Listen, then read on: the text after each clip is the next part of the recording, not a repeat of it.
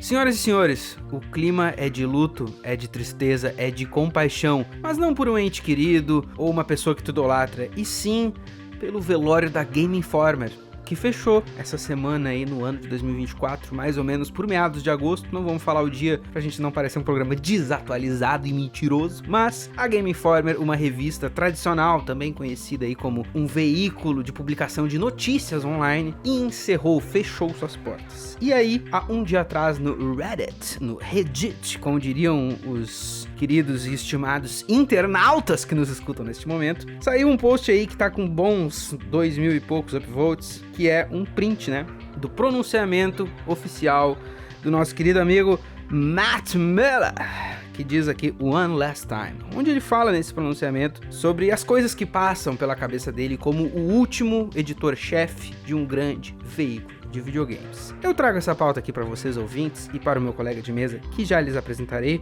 porque hoje vamos discutir até onde vai o hobby, a monetização e a mistura dessas duas coisas, muitas vezes numa profissão, que nem o nosso querido amigo aqui, Matt Miller, que era um editor empregado, transformando seu hobby em dinheiro e agora foi promovido ao olho da rua. Para discutir isso comigo, tenho aqui ele, Taleco Santana. Taleco Santana, o maior cronista de videogames de Tramandaí, porque eu não conheço outro. Olha aí. De fato. Em Tramandaí, o mercado de cronistas de games tá pouco concorrido. O de motoboy tá O de show. motoboy tá bombante. Mas, cara, Talecão, o cara me diz assim, ó. Ele me diz aqui no pronunciamento dele, tá? Que ele se sentiu muito tocado por toda uma onda de suporte e de apoio. E que pra ele é muito curioso, assim, tentar olhar de fora, o quanto ele se surpreende, assim, que, porra, uma revista de videogames e tem tanta nostalgia e tanto apreciamento por um material desse. E, cara, eu começo essa conversa te lançando uma pergunta. É surpreendente uma revista fechar em 2024? Cara, eu acho que não. Inclusive, eu não sabia que a Game Informer originalmente era uma revista. Quando eu vi a notícia no Twitter, eu fiquei, mais um site que fecha, porque não faz muito, porque andou fechando vários sites de notícia de jogos, ou viraram, tipo assim, Kotaku fechou a meia dúzia de subsidiários que ele tinha e virou um site só, né? Sim. E, daí revista em 2024 a gente sabe que é um nicho ainda mais complicado, assim, de continuar existindo. Não são muitas que restam. Não são, pior é que não são, né? E se tu for ver, a gente, por exemplo, olhar ali pro nosso mercado publicitário, ou melhor, pro nosso mercado editorial, que é o mercado que publica revistas, etc e tal. Eu, por muito tempo, cara, fui assinante da Super Interessante. Sabia dessa? Meu pai... Editora Abril? Editora Abril, exatamente. Meu pai assinava quando eu era bem criança, por volta dos meus 4, 5 anos e tal, daí ele acabou parando de assinar. E aí quando eu cheguei na adolescência, eu achei num cofre com todos os cadáveres da nossa família, também tava a nossa coleção de Super Interessantes. E daí, tipo assim, fiquei muito foda e tal, e... acho que quando eu tinha uns 13 anos, ele, eu vou te dar de presente uma assinatura disso aí. E daí por uns bons 6 anos, assim, ele pagou a assinatura e vinha mensalmente, né? É muito doido porque agora nós aqui adultos na casa dos 30, tu pensar numa revista, cara, é ou não é um artefato semi-medieval, assim? É tipo isso, é bem parecido. É bem parecido, porque eu tinha assinatura, por exemplo, da Quatro Rodas. Da Quatro Rodas? Da Quatro Rodas, a de carros, porque uma vez também eu tinha ali meus, 10 anos, eu gostava de ler, a gente tinha assinatura da Zero Hora, que era jornal aqui da região, e aí a gente tava no mercado e chega, a pessoa te ataca, e ela assim, quer uma assinatura por 20 pila, um ano todo de Isto É, mais Quatro Rodas, mais menu gastronômico, mais revista Paquetá, mais revista de tênis, e aí tu contrata, né? E depois quando a tua mãe vê, a fatura tá gigante, assim, vem por boleto e vem um boleto gigantesco, porque era os 3 primeiros meses e a gente não ouviu. Sim, né? claro. Mas durante muito tempo eu tive essa assinatura da Isto É e Quatro Rodas, assim, e hoje é um bagulho que eu vejo no mercado às vezes e só não dá vontade de comprar, porque o Twitter tá com a informação muito mais rápida sobre coisas de carro, sobre coisas de qualquer coisa assim, entendeu? É um mercado que existe, é muito legal a sensação de tu ler uma revista, só que todas elas viraram, tipo, depois que eu envelheci, que eu fui, tava na minha adolescência, todas essas revistas que eu tinha viraram colagem pro meu irmão fazer tema de casa. Claro, lógico. Como muitas acabam virando, né? Se não, vão parar num acervo de alguma biblioteca municipal, mundo afora, por aí. Mas eu acho curioso, assim, a relação entre uma Game Informer, que é um bagulho muito mais nichado, com uma Super Interessante, porque, por exemplo, né? Ali na minha época de adolescente, que essa revista começou a voltar lá pra casa, eu não vou negar, ela me informou muito. Porque o lance de uma revista dessa, que nem a Super Interessante, por exemplo, não é necessariamente a notícia notícia, e sim matérias, deep dives. Uma que me marcou muito, por exemplo, foi uma matéria que eles fizeram de 6 páginas sobre nazismo, e que daí eles iam, tipo assim, com estudos e pesquisas novas e mostrando. Cara, aquilo ali eu entendo como seria, tipo assim, um guia básico pra alguém que tava começando a estudar o que é nazismo. Eu me lembro até hoje da capa, inclusive, tinha um Hitler na frente e tava escrito como isso pôde acontecer, tipo assim, como uma coisa dessa rolou, né? E é interessante ver, assim, como tu vai crescendo, né? Tu vai, tipo assim, os anos vão passando. No nosso caso ainda, que a gente viu ali dos nossos 10 anos pros nossos 20, a tecnologia mudando muito, né? E a revista, ela permaneceu indo lá pra casa e eu lendo e tal, mas ver como ela foi se adaptando, porque uma coisa que era uma frustração grande pra mim, um jovem gamer, é que a Super Interessante se propunha, mais ou menos pro final da revista ali, tipo as últimas 10 páginas talvez, ela se propunha a trazer novidades do mundo da tecnologia e dos games, não sei o que. E cara, daí tipo assim, estamos em 2006 e eles fazem uma matéria de apenas uma página falando sobre os games. E daí eles citam 6 jogos de estratégia para você gostar. Warcraft 3, Age of Empires, Age of Mythology, tananã, Civilization, tipo assim, eu me lembro de ler essa matéria e ficar, tá, isso aí em 2003 seria uma matéria absurda, assim, só que em 2006 eu já tô por dentro, saca? Só que daí tu compõe isso em contraponto com um troço que é absolutamente nichado, porque, tipo assim, a Super Interessante é mais ampla, né? Sim, claro. Então, necessariamente, se ela fechar hoje, ela tá aberta, inclusive, rolando, dá pra assinar e tudo mais, mas se ela fechar hoje, o cara, digamos assim, que faz as reportagens de crime, ele tem outros lugares pra onde ele pode ir e tal, né? Tipo assim, supondo, a pessoa escreve sobre música e tem uma coluninha na Super Interessante. Aquilo ali virou portfólio pra ela escrever depois pra um UOL, pra não sei o quê. Agora, um cara de games, quando fecha a Game Informer, o que ele vai fazer da vida dele, tá? Ele vai ter que procurar outra revista, outro editorial e é uma área que, tipo assim, talvez a melhor chance dele seja ir solo pra um Twitter, pra um YouTube. Virar um criador de conteúdo. Que nem o cara da música, o Flask, aquele. Ah, sim. O cara, ele era... Jornal Destaque. Ele era do Jornal Destaque. Nossa, tu lembra ainda do jornal do cara, velho? Eu acompanho o Flash há mais de década, né? Mas, pá, lembrado do jornal que o cara trabalhava, daí depois que ele saiu, ele meio que segue carreira solo, assim.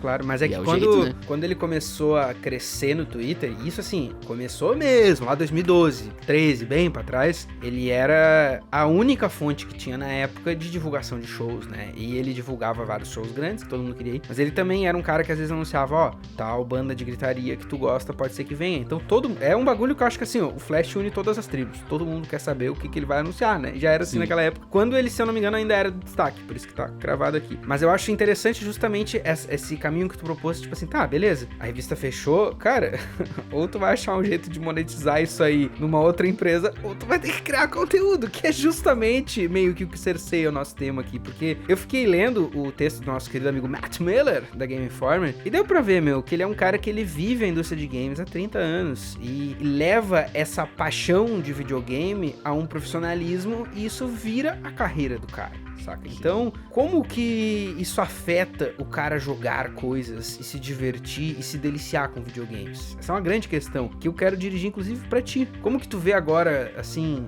que tu já faz tempo que tu não streama mais e tal, se tu fosse fazer um panorama, assim, de como foi a tua experiência de se divertir com jogos, levando isso pra stream?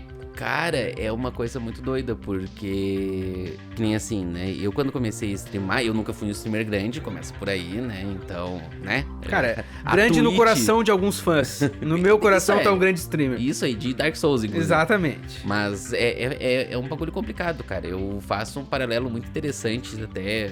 fugindo um pouco, mas pra depois trazer, um professor que eu tinha no ensino médio, que eu cheguei pra ele e falei que eu queria cursar jornalismo, e ele falou assim, tu vai ser um fudido na real. Aí a minha cara, tipo assim, foi de tristeza, ele falou assim, tu vai pagar pra trabalhar num jornal de esquina na tua cidade. E aí eu fiquei assim, velho, tipo assim, não podia só me dar um tapinha nas costas e dizer, vai fundo, tipo, eu sou o único cara que presta atenção na tua aula horrível e tu me lança se tu for jornalista. Aí qual é a tua outra opção? Professor de história. Aí ele pegou assim, vai ser um professor, vai ser um fudido, não vai ter dinheiro também. Esse cara deve ter se enforcado desde então, só pode. Não, ele ainda tá vivo, Desestimulando alunos por aí. Desestimulando alunos por aí, sabe? Então, tipo, tinha duas paixões que eu queria seguir e o cara só botou por água abaixo. Aí tá, daí minha vida foi pra frente, né? Continuei vivendo, graças a Deus. E sempre jogando. E aí, em 2010, ali, 12, por aí, quando começa a surgir cenário de LoL e tudo mais, pô, eu ficava com aquela pulguinha, assim, atrás da orelha, tipo, como é que será que é streamar, sabe? Mas eu não tinha PC, eu tava na faculdade, aquela coisa toda. E quando eu tava trabalhando e consegui ter um PCzinho melhor, eu queria ter começado a streamar como hobby, 100% como hobby, assim, ligar um jogo ali ligar o LoLzinho, jogar umas partidas casual e tal. Só que daí já tava surgindo aquela galera que é grande na Twitch e meio que não tem como tu nunca alcançar, porque os caras começaram há 1000 anos atrás. E aí quando eu decidi, de fato, tentar por 2 anos ser streamer, é um bagulho muito doido, como eu disse no começo, porque, tá, beleza, o que eu gosto de fazer? Eu gosto de jogar videogame.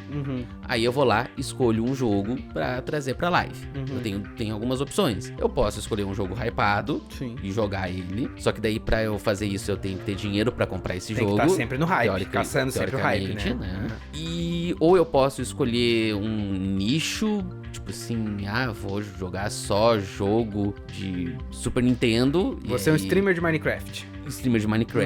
Né? Tipo, vou ter que criar todo sei lá, criar historinha, ou criar um tipo de gameplay, ou criar alguma coisa nova pra chamar a atenção de público, ou eu posso só streamar o que eu quiser e jogar pra Deus, sabe? Então é um bagulho muito, muito difícil, assim, de tu casar de fato o teu hobby, que é só jogar alguma coisa, com ganhar dinheiro com isso. Claro, eu me lembro, por exemplo, que quando eu assisti a tua live, tu não era tu não ia pra recursos que um streamer faria de agora vamos fazer uma hora de ver YouTube e ver merda. Teu bagulho era jogar. Meu bagulho era jogar, e eu peguei bem a época da pandemia com essa porcaria desse react. Era foda, porque várias vezes me pediram pra fazer react, assim, testa aí e tal. Não, cara, eu gosto de jogar videogame, vou jogar videogame, foda-se. O que eu quero entender é justamente até, tipo assim, tu começa a jogar na stream. Como que tu vê daí esse hobby sendo um trampo? Existe diversão ainda? Sabe que se tu estiver jogando uma coisa que tu curte muito e o chat tá curtindo também, com certeza é um hobby, que é um trampo, que é uma diversão, que casa tudo junto.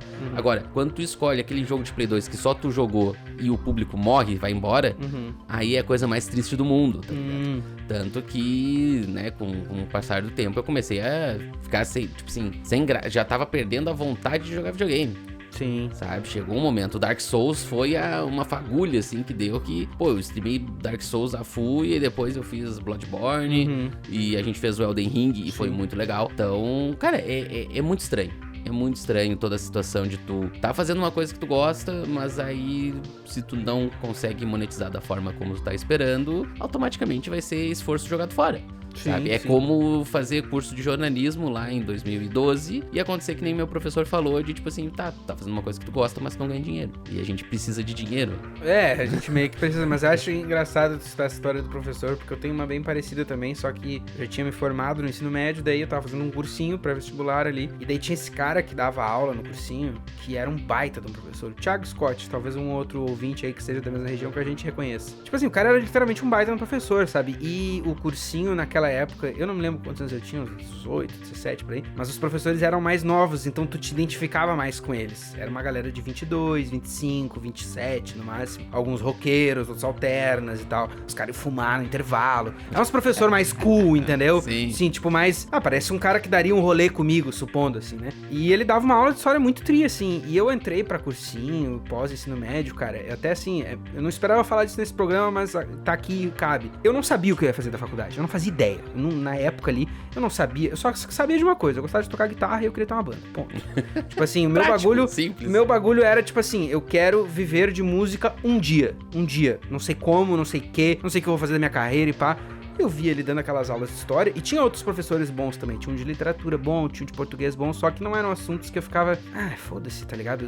O que eu quero saber da literatura brasileira de 1600 e lá vai pedrada? Quero ler Espadinha, sabe? O Dragão, não sei o que, mas enfim. O de história, eu achava que ele realmente dava uma aula muito interessante. E história, como tu mesmo acabou de dizer, é um tema interessante. Chama atenção se o cara tá meio pilhado ali. E eu fui conversar com ele e falar, cara... me dá tua opinião, assim, tipo, eu entrei meio sem rumo aqui, mas tô vendo a tua aula e acho muito foda, e pensei em cursar história, mas eu também gosto de arte, então o que tu sugeriria? Ele, cara, história, se tu for cursado, tu vai ter que meio que gostar de dar aula. Então, assim, se tu curte dar aula, se é uma coisa que te interessa e tal, tu teria interesse, mete pressão. Senão, eu te aconselharia a fazer um curso mais focado, tipo uma história da arte. Só que não vai ter trampo. Tá ligado? E eu fiquei assim, tipo, primeiro que dar aula não é meu bagulho, e segundo que história da arte, meus bagos, né? Tipo assim, tô bem sereno. Não, tá ligado? Acabou ficando numa, tipo assim, não sei o que eu vou fazer, eu acabei indo parar na letras daí, porque era um curso que meio que qualquer tonto passava, tá aqui o tonto que passou, inclusive, e depois fui trocando pra outras coisas. Mas é doido tu parar pra ver que, tipo assim, quando a gente vai mais pra frente na timeline e a Legal Records começa, isso muitos anos depois, lá por fevereiro de 2019, quando saíram os primeiros vídeos, a música já foi, a essa altura na minha vida, um hobby misturado com profissão, porque eu tinha as bandas, mas elas não eram profissão, elas não rendiam dinheiro, apesar de eu levar como um trabalho, né? Daí eu comecei a fotografar, e daí fotografar começou como hobby, mas não demorou pra eu começar a ser pago e tal. Fazia pra ganhar uns 200 pila no fim, uns 150 pila no fim, tá ligado? Mas aí, quando a Legal Records começou, voltando toda aquela história que quem já acompanhou o Boa Noite Gamers conhece, voltando do Canadá, não sei o que, eu tava meio que por tentar viver da arte do que é jeito, eu vi na Legal Records uma forma de eu vou usar esse meu conhecimento de música, que eu me considero bem conhecedor, e principalmente da música de baixo alcance, a música independente, e vamos transformar isso num canal. Me juntei com um outro lelé que tava na mesma pilha que eu, e o resto é história. Só que esses primeiros 2 anos especificamente foram levados até de uma certa forma obsessiva, assim, a gente queria bombar na força bruta.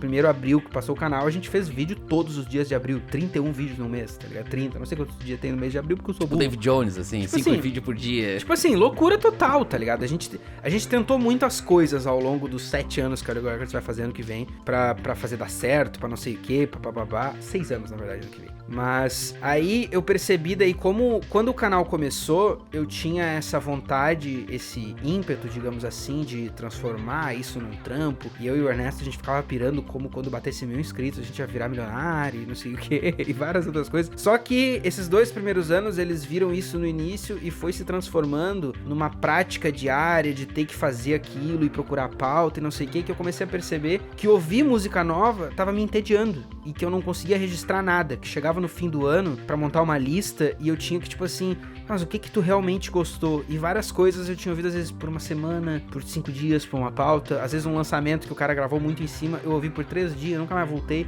Então eu comecei a perceber que essa busca por tentar, não sei o que, transformar isso no meu trampo principal e o raio que parta, acabou me despilhando de não só fazer os vídeos, como de ir atrás, de buscar música nova, que era uma coisa que eu adorava antes. Então teve que botar um freio ali, parar tudo e tipo, tá, vamos recomeçar, vamos tentar outras coisas. E daí houve uma tentativa do canal de abrir o escopo, que até hoje a gente vai abrindo mais na manhã, assim. Mas é interessante porque é um caso que pra mim foi literalmente a morte do hobby, assim. Tipo, se eu seguisse naquela carreira, daquele jeito que a gente fazia ainda, eu vi 2 caminhos. Ou eu ia virar um personagem, tipo assim, um Regis Tadeu, que eu ia estar literalmente mentindo, tá ligado? Tipo assim, só personagem, Chaves, assim. Eu ia estar falando mentiras na câmera pra fazer o cara rir, tá ligado?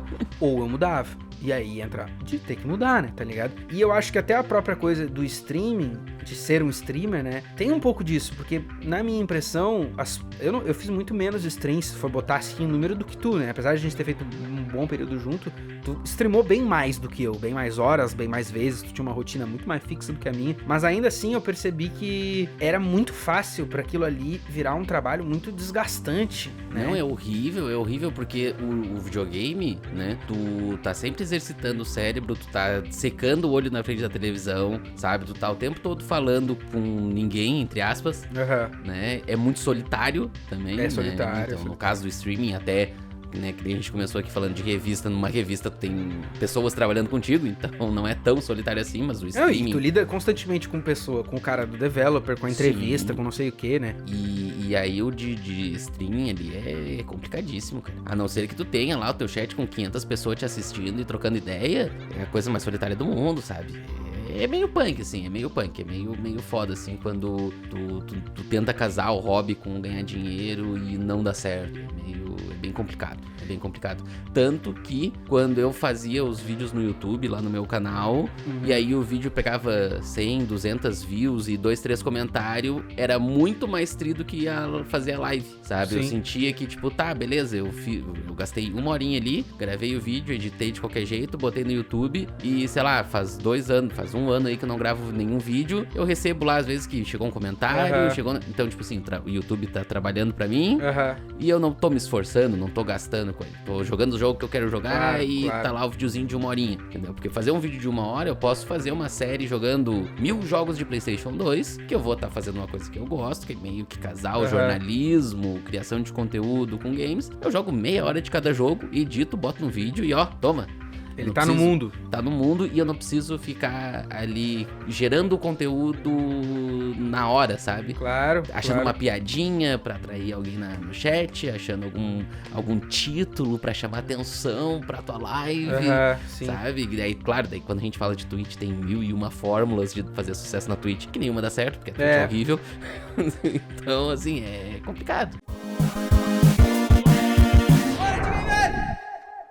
Falamos aí de todas as dimensões, fizemos aqui o nosso divã, falamos das duras penas de criar conteúdo e ver o seu hobby ser esfrangalhado pelos haters. Esfrangalhado foi boa.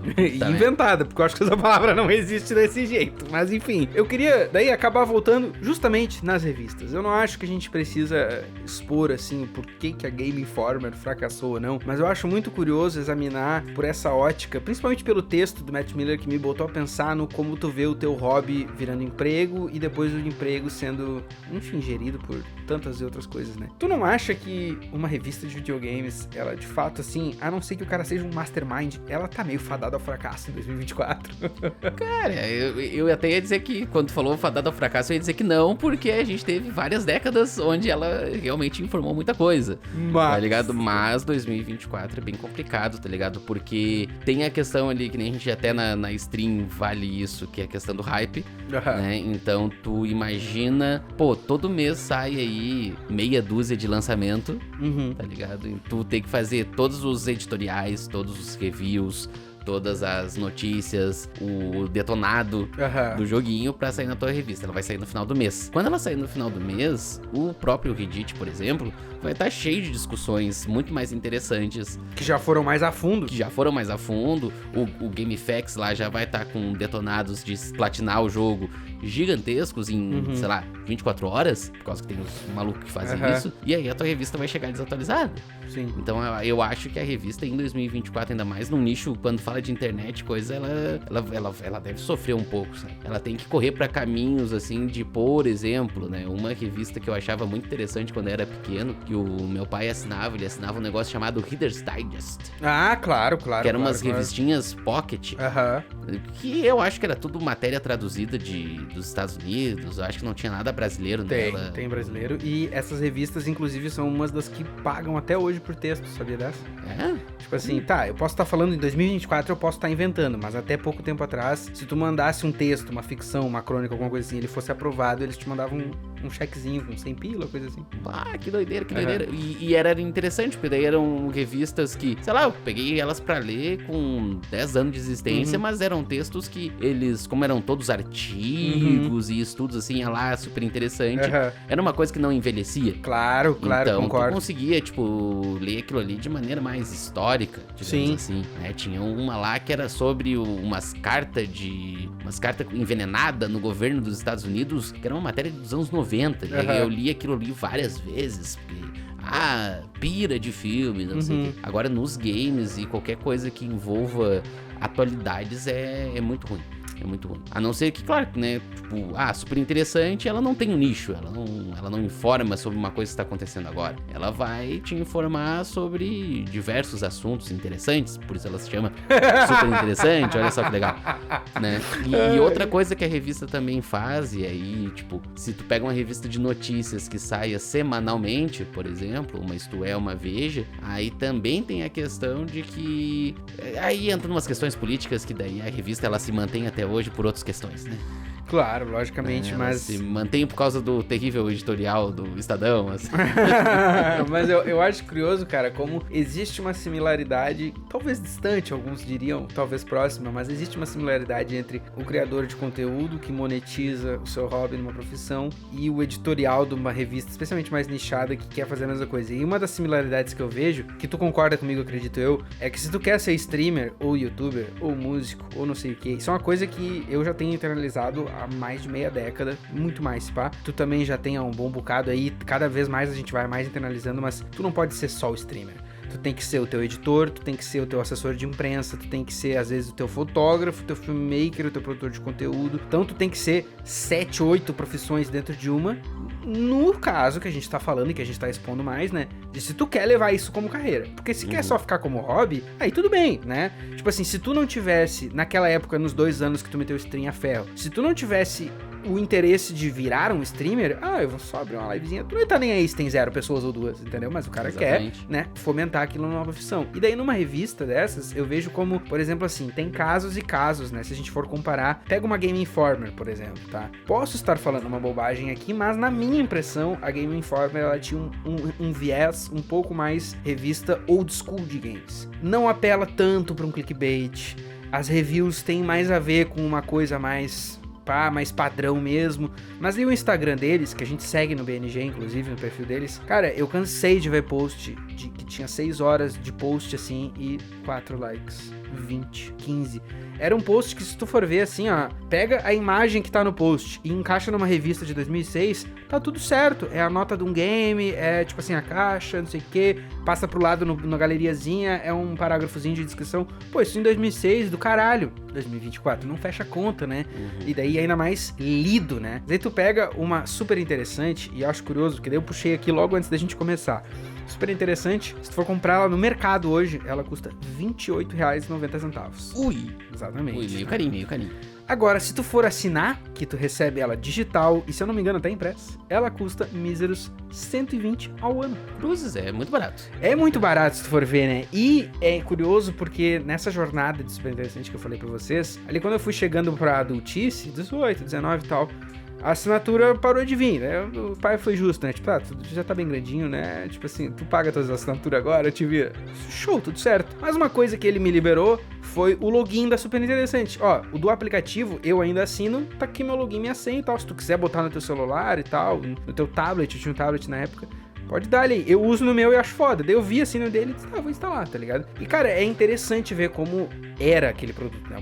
Eu tô dando uma informação bem defasada aqui, porque isso deve ter sido 2018, assim, faz tempo, tá ligado? 2018 não, antes. Até 2015, 14 ali, a última vez que eu peguei, instalei no meu tablet e usei. Barbaridade, era a época do iPhone 3 ainda. Cara, isso aí era o tablet que eu tinha era um iPad mini, então isso já era o iPhone 5S. 6 ali, por ali, tá ligado? Não é tão antigo, é não só é tipo tão Padedel. antigo. É só meio fóssil nos tempos de hoje, assim, no iPhone 15 que existe hoje.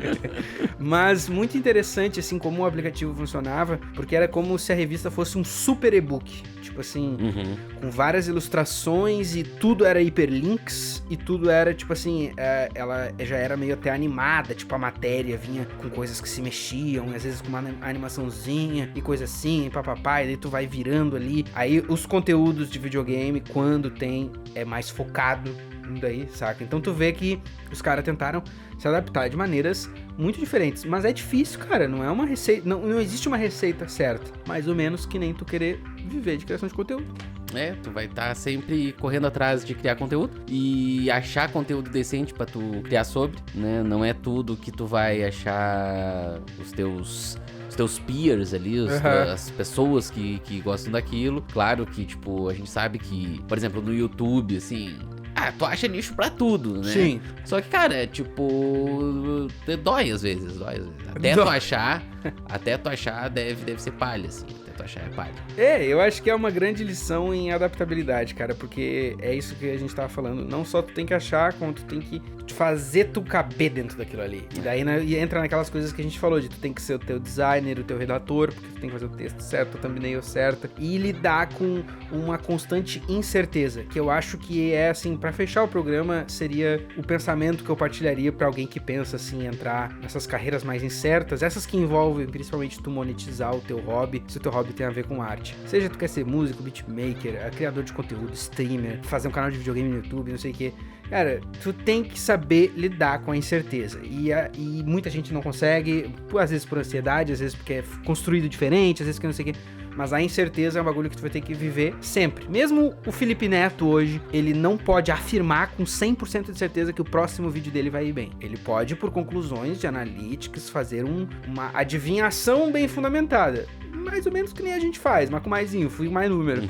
Mas, tipo assim, saber que vai dar certo e que não sei o que, tu não tem como saber. No meu caso, eu recebo do Spotify há anos e a qualquer momento pode mudar uma lei, pode mudar a forma que o Spotify paga, a gente faz ali no YouTube, a gente faz as coisas de um jeito, a qualquer momento o YouTube pode só dizer que mudou tudo, que agora os vídeos não contam mais impressão, é mais de outro jeito, o que era mostrado não é mais, então tu tem que estar sempre disposto a viver com incerteza. De resto, Thales, tá aí. Esses são meus pensamentos finais pra deixar com o público. Da minha parte, eu diria que o seguinte, né? Principalmente na parte de stream, se tu quiser realmente começar a criar conteúdo, aí começa criando como hobby mesmo. Eu acho que talvez isso funcione, dependendo da pessoa. A não ser que tu esteja com grana pra gastar, com uma equipe, que tu tenha, sei lá, um preparo, seja pra uma faculdade, seja lá o que for.